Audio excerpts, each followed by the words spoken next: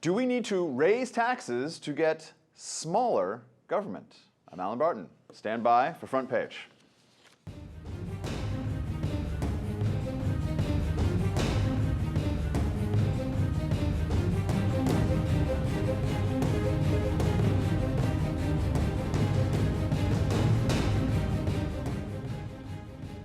Joining me on set to discuss, Terry Jones, Associate Editor of Investors Business Daily, and Yaron Brook, President of the Ayn Rand Center for Individual Rights. All right, gentlemen, a recent piece in the Weekly Standard profiles libertarian economist William Niskanen, who was one of the original members of Reagan's Council of Economic Advisors. And Niskanen theorized that tax cuts, the conventional theory is that you want to starve the beast. You want to deprive government of tax revenue, and thus government will shrink. And he studied it, and he found that actually tax cuts encouraged government to grow larger, and that the way to a smaller government was actually through higher taxes. Yaron, what's he talking about here, and what's your take on it? Well, I mean, I don't think either one of them starves government, because no matter whether we've had periods of low taxes or periods of high taxes, government seems to grow. Even during Reagan's period, when he lowered taxes dramatically, government spending doubled during the 8 years under Reagan. Yeah, and the basic concept is that he was trying to apply kind of household economics to the situation. Yeah. But the problem is that the government has an infinite credit card, and the cost of that debt is not really felt, or it doesn't impinge on your average citizen. So they're like, hey, okay. They have a printing press. That's the key. That we don't. They can tax us in ways that we don't see. The government can tax you now. His idea is, if you increase taxes, then we will care, right? And then we will then advocate for a smaller government. But the fact is that it seems like nobody does. So, when marginal tax rates were 80, 90%, nobody actually paid that.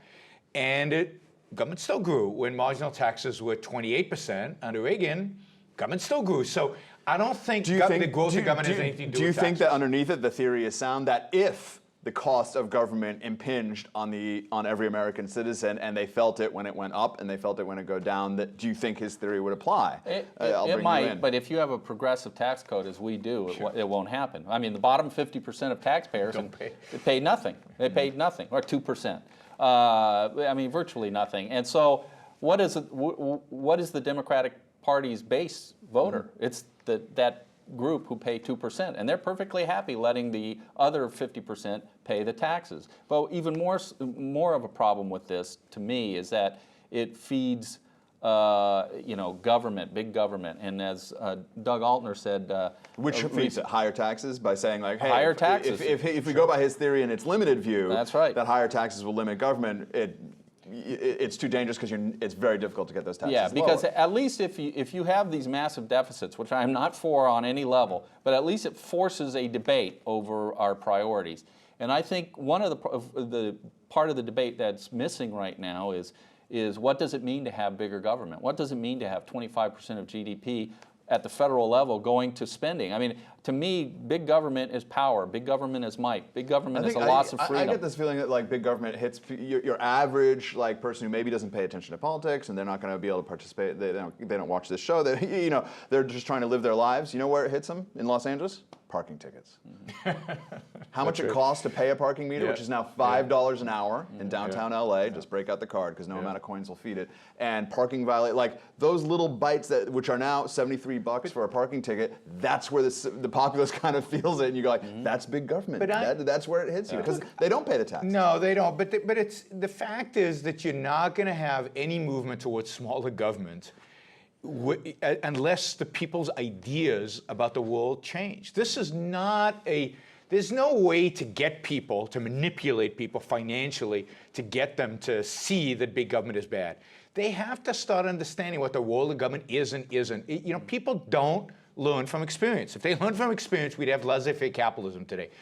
People vote for higher taxes on themselves. In California, we just did that. We voted for Obama knowing the taxes would increase, and the rich voted for Obama. It's not just his base voted for him. The rich voted for him.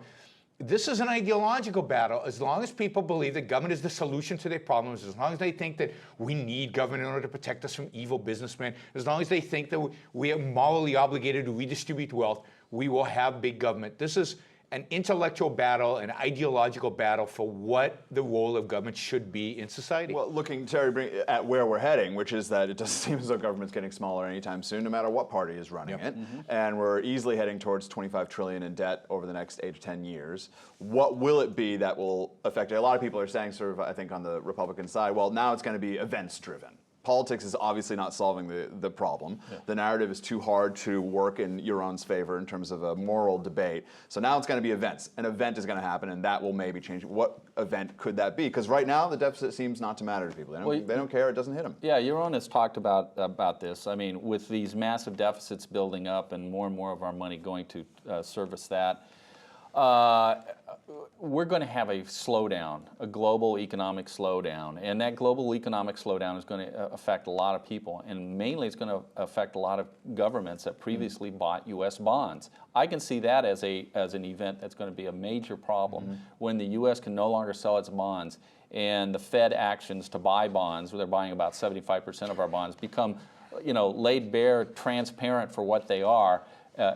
Printing money to basically to hoist up our government. Once inflation goes up, the interest alone on the existing debt starts to eat up a gargantuan part of the annual budget. I feel like that's where it's going to hit, because there's going to be a necessary austerity the way Europe is. And if foreign governments or foreign investors start buying used debt, if Americans start buying used debt, insurance companies, pension plans, because the interest rates are so low, then what you can have is hyperinflation, because it means the Fed is just going to print money like crazy. So the event is in the United States, we don't go bankrupt because we have a printing press.